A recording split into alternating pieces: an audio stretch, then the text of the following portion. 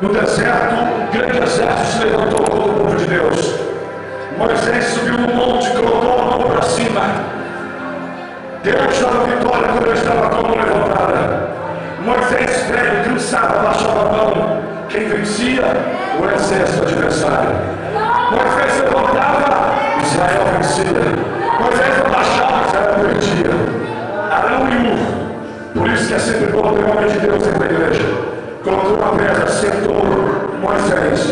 Um pegou na mão direita, outro pegou na mão esquerda. Segurou a mão de Moisés até o pôr do sol. E até o pôr do sol Deus deu vitória para o povo de Israel. Quem está preparado para receber aquilo que eu vou ministrar aqui nessa noite? As tuas mãos para o céu aqui nesse lugar.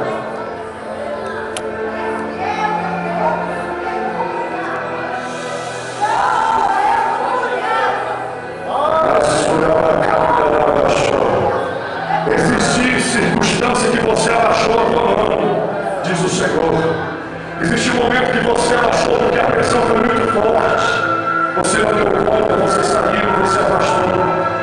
Você não tem mais força para dar. Mas nessa noite, em nome de Jesus, o Pai, o Filho e o Espírito Santo pega na tua mão nessa noite. Mais